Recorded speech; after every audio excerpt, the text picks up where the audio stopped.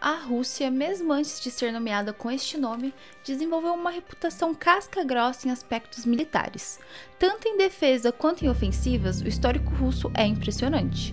Entretanto, nenhuma nação ou império é invencível. Hoje vamos falar sobre 3 grandes derrotas militares da Mãe Rússia. Guerra de Inverno de 1939. 2 meses após o início da Segunda Guerra Mundial, um conflito sangrento foi travado entre a gigantesca União Soviética e a pequena Finlândia. Era a Guerra de Inverno, que durante 2 meses levou os soldados da União Soviética a lutar pelo território finlandês. Mas, apesar das diferenças em tamanho, o Exército Vermelho quase não conseguiu vencer seu adversário. Naquele ano de 1939, o líder soviético Joseph Stalin estava expandindo sua influência sobre a Europa Oriental. Com o objetivo de criar uma zona de amortecimento ao redor de Leningrado, Stalin exigiu que a Finlândia recuasse mais de 20 quilômetros de fronteira. Mesmo oferecendo parte do território russo em troca, o ditador não conseguiu acordo. Os finlandeses, que tinham relações diplomáticas com a Alemanha, suspeitaram da ideia e resolveram negar. Após ultimatos fracassados, o Exército Vermelho se lançou no território finlandês com 500 mil de soldados. Com o fim da Guerra de Inverno, a Finlândia foi obrigada a entregar 11% de seu território a Stalin,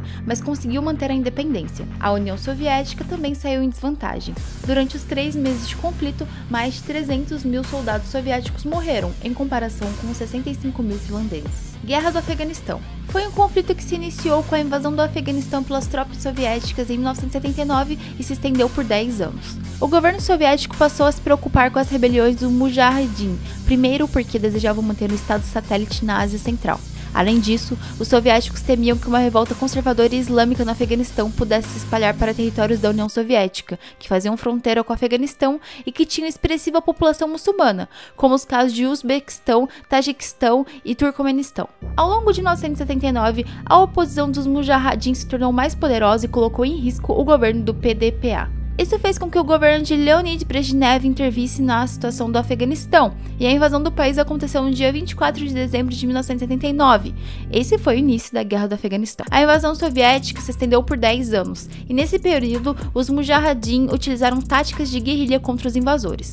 O terreno montanhoso de parte do território afegão era perfeito para a guerra de guerrilha e atrapalhava a atuação de blindados e artilharia soviética. Os nativos faziam uso intenso do elemento surpresa, isto é, realizavam ataques inesperados com grande intensidade e então se retiravam rapidamente. As tropas dos Mujahideen raramente promoviam conflitos com confronto aberto e quando se sentiam ameaçadas, não hesitavam em fugir. Por fim, tinham um grande conhecimento do terreno e preferiam os combates noturnos. Em geral, os resultados obtidos pelas tropas soviéticas foram bem ruins. O exército soviético acumulava fracasso no Afeganistão e tinha dificuldades de lidar com a geografia afegã e com a grande resistência dos nativos. Os soviéticos também adotaram a tática de bombardear vilas e plantações que ficavam nas proximidades de locais com a atuação dos guerrilheiros. Com o tempo, a guerra se tornou muito dispendiosa para a União Soviética, pois a quantidade de soldados que morriam se tornou muito grande e os gastos de conflito eram muito altos. Até o ano de 1987, por exemplo, a União Soviética já tinha gastado com ele um valor de cerca de 50 bilhões de dólares. Os soviéticos decidiram se retirar completamente do Afeganistão em 1989. Guerra da Ucrânia. Embora a guerra na Ucrânia não tenha terminado ainda, tudo indica que a Rússia não está apresentando um desempenho mínimo para um dos maiores exércitos do mundo, e ao que parece estão caminhando para uma lenta derrota agora que anunciaram o recuo de suas concentradas na capital ucraniana. Os ucranianos mostraram resiliência e preparo bélico. Abastecidos por modernos drones e foguetes antitanque ocidentais, conseguiram frear as tropas inimigas de uma forma surpreendente, impuseram perdas enormes a Putin. Calcula-se que de 7 a 15 mil soldados russos tenham perdido a vida na aventura militar até agora, na maior taxa diária de mortes desde que enfrentaram os nazistas nos anos 1940. Analistas se surpreenderam com tanques que eram sucata,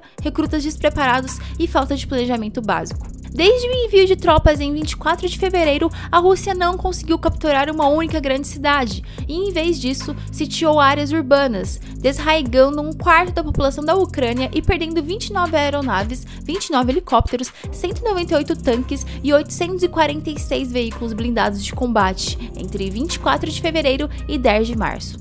Para mais listas de história, se inscreva no canal e curta esse vídeo.